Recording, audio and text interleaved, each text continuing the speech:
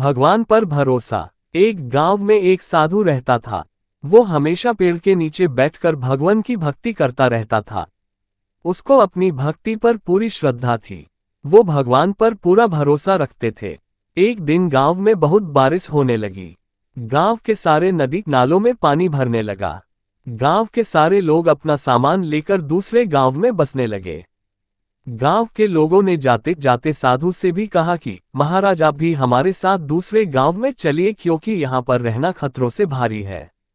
साधु ने कहा कि मुझे भगवान पर पूरा भरोसा है और मुझे मेरे भगवान बचाने के लिए जरूर आएंगे। साधु ने ऐसा बोलकर गांव वालों के साथ दूसरे गांव में जाने के लिए मना कर दिया। सभी गांव वाले चले गए। कुछ देर के बाद बारिश इतनी ज्यादा बढ़ गई कि पानी साधु के गले तक आ गया।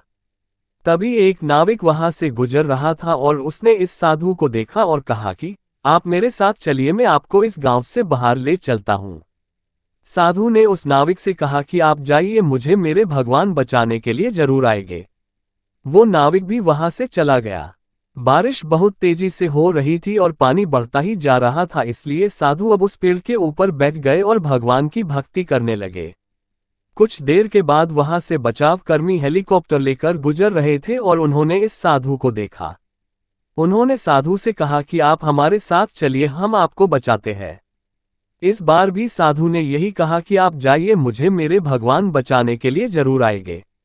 बहुत समझाने पर भी साधु महाराज में उनकी नहीं सुनी और वो बचाव कर्मी भी वहां से निकल गए। आखिर में पानी बढ़ जाने से साधु महाराज डूब गए और उनकी मृत्यु हो गई।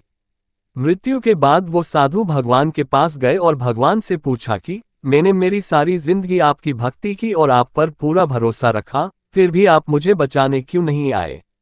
भगवान ने कहा कि तुमसे किसने कहा कि मैं तुम्हें बचाने के लिए नहीं आया था? तुम याद करो, वो गांव वाले लोग, वो गाड़ी वाला, वो नाविक, वो बचाव कर्मी, वो सभी कौन थे?